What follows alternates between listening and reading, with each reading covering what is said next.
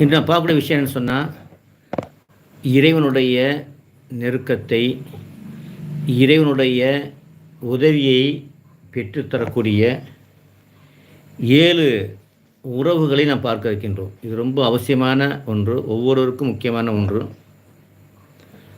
இந்த உறவுகள் சரியாக இருந்ததுன்னு சொன்னால் அவங்களுடைய வாழ்க்கையிலே மிகப்பெரிய சந்தோஷம் கிடைக்கும், அமைதி கிடைக்கும், நிம்மதி கிடைக்கும், நீங்கள் கேட்டது எல்லாமே கிடைக்கும். அப்படிப்பட்ட பேசிக்கான உறவு. ஒன்றாவது என்னன்னு சொன்னால், நாம் இறைவனுடன் வைத்திருக்கக்கூடிய உறவு, அல்லாஹ்வுடன் நாம் வைத்திருக்கக்கூடிய உறவு. அது என்ன உறவுன்னு சொன்னால், அதான் பேசிக். நம்மை படைத்தவனே அல்லாஹ் தான். அல்லாஹு தாலா நம்மை படைத்திருக்கின்றான். அல்லாஹ் நாடிய நாள் மட்டும்தான் இங்கே வந்திருக்கிறோம், இல்லைன்னா வந்திருக்க மாட்டோம். எதுக்கு படைச்சிருக்கிறான்? வமா ஹலக்துல் ஜின்ன வல் இன்ஸ இல்லா லியஅ்புதூன். என்னை வணங்குவதற்கு மட்டுமல்லாமல் வேறு எதற்கும் படைக்கலன்னு சொல்லலாம் அல்லாஹ் தாலா. அப்போது நம்ம படைக்கப்பட்ட நோக்கம் அவனை வணங்குவதற்காக வேண்டி, அவனுடைய கட்டளைகளை நம்முடைய வாழ்க்கையில் எடுத்து நடக்க வேண்டும். அல்லாஹ்வோடு நாம் வைக்கக்கூடிய உறவு, அல்லாஹ் என்ன சொன்னானோ அதை அப்படியே நம்முடைய வாழ்க்கையை எடுத்து நடக்கணும். இது ஒன்றாவது. 2வது உறவு என்ன சொன்னால், அல்லாஹ் தாலா நாம் எப்படி வாழ வேண்டும் என்பதனை காண்பித்து கொடுப்பதற்காக வேண்டி ஒரு வழிகாட்டியை அமைத்திருக்கின்றான். அவரை தன்னுடைய தூதராக அனுப்பி வைத்திருக்கின்றான். அதுதான் முஹம்மது ஸல்லல்லாஹு அலைஹி அவர்கள். முஹம்மது ஸல்லல்லாஹு அலைஹி அவருடைய வாழ்க்கையை நம்முடைய வாழ்க்கையிலே முழுமையாக எடுத்து நடக்கணும். இது 2வது உறவு. 3வது உறவு என்னென்னு சொன்னால், பெற்றோர். இந்த உலகத்தில் நம்ம இருக்கிறதுக்கு காரணமாக அல்லாஹ் தஆலா பெற்றோரை வைத்திருக்கின்றான். அவர்களை நம்ம கண்ணியப்படுத்த வேண்டும். அவர்கள் வயதான காலத்திலே அவருடைய துஆவை பெற்றுக்கொள்ள வேண்டும். நபி ஸல்லல்லாஹு சொன்னாங்க, யாருக்கு ஒரு பெற்றோரோ 2 இருந்தாங்கன்னு சொன்னால் அவர்களை கொண்டு சொர்க்கம் பெற்றுக்கொள்ளவில்லையோ அவங்க நஷ்டவாளின்னு சொன்னாங்க. தாயின் காலிலே சொர்க்கம் இருக்கிறது, தந்தையுடைய அன்பிலே அல்லாஹ்வுடைய அன்பு இருக்கிறது. அப்போது நம்ம என்ன செய்யணும்னு சொன்னால், அவர்கள் செய்யக்கூடிய பணிவிடையின் காரணமாக நம்ம அந்த சொர்க்கத்தை பெற்றுக்கொள்ள வேண்டும்.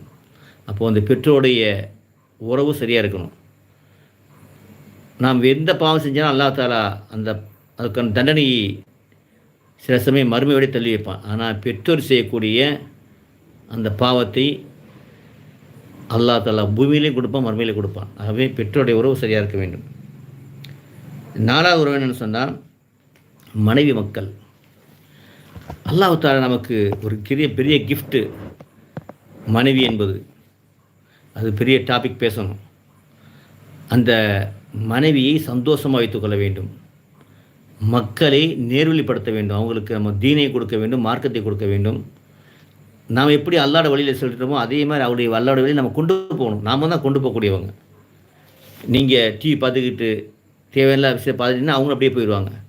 நீங்கள் அல்லாஹ்வுடைய வழியிலே நீங்கள் உறுதியாக இருந்தீங்கன்னு சொன்னால் அவங்களும் உங்கள் வழியில் வருவாங்க. ஆகவே அவருக்கு வழிகாட்டியாக நீங்கள் இருக்க வேண்டும். அடுத்ததாக 5வது உறவு என்னென்னு சொன்னால், சகோதர சகோதரியுடைய உறவு. சகோதர சகோதரத்திலே நாம் அன்பாக இருக்க வேண்டும், பாசமாக இருக்க வேண்டும்.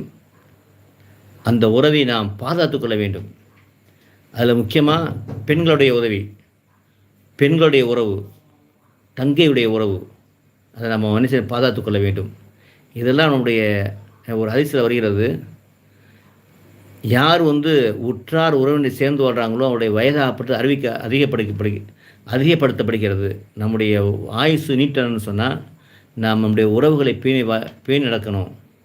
இது திருமதியுடைய ஹதீஸ். அப்போது உறவுகளை, அதாவது சகோதர சகோதரிகள் உறவை சரி செய்து கொள்ள வேண்டும். இது 5வது. 6வது என்னென்னு சொன்னால், மனித சமுதாயம் முழுவதுமே இறைவன் படைத்த படைப்பு தான். ஈமான் இருந்தாலும் சரி, இல்லாட்டியும் சரி.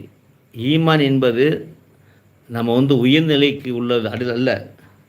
ஈமான் என்பது ஒரு பொறுப்பு. இப்படி தான் நம்ம வாழ வேண்டும் என்பது பொறுப்பை கொடுப்பது ஈமான். ஆகவே அது அதை வைத்து நம்ம யாரும் எடைப்படக்கூடாது.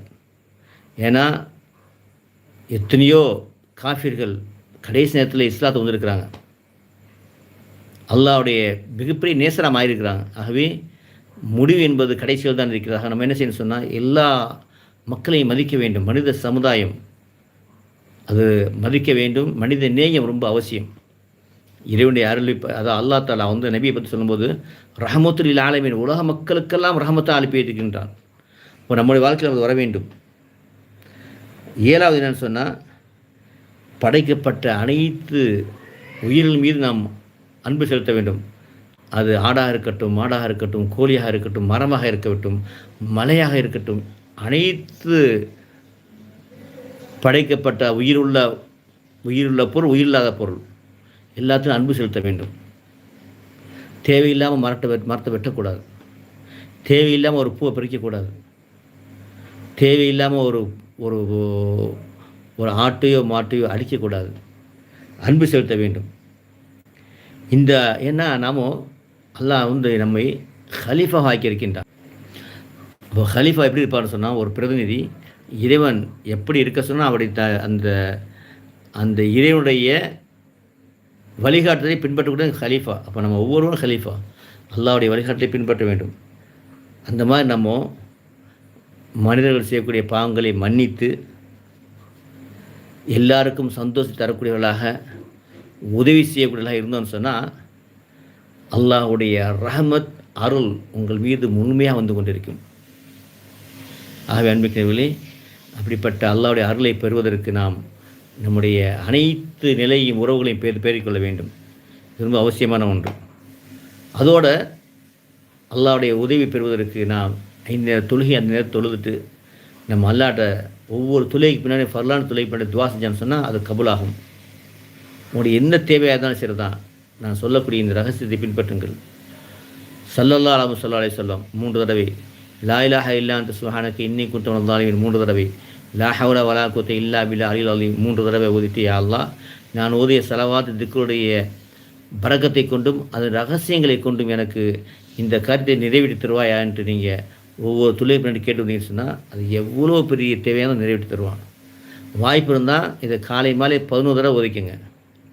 இந்த ஸலவாத்து லா இலாஹ இல்லா அன்த சுப்ஹானக இன்னி குன்து மினல் ஸாலிமீன், லா ஹவ்ல வலா குவத்த இல்லா பில்லாஹ் ஒரு தடவை துவா செஞ்சால் போதும். அது மாதிரி செஞ்சுட்டு வந்தீங்கன்னு சொன்னால் உங்களுடைய வாழ்க்கையில் அனைத்துமே கிடைக்கும். ஆகவே இதை நீங்கள் 40 நாள் விடாமல் செஞ்சு அதை என்ன செய்ய உங்களை வசப்படுத்திக் கொள்ள வேண்டும். பயணத்தில் போகிறீங்க, விட்டு போகிறீங்க பரவாயில்ல, ஆனால் இது தொடர்ந்து செஞ்சுட்டு இருந்துச்சுன்னா உங்களோட வாழ்க்கையில் தேவையில்லாத யாருமே கிடையாது.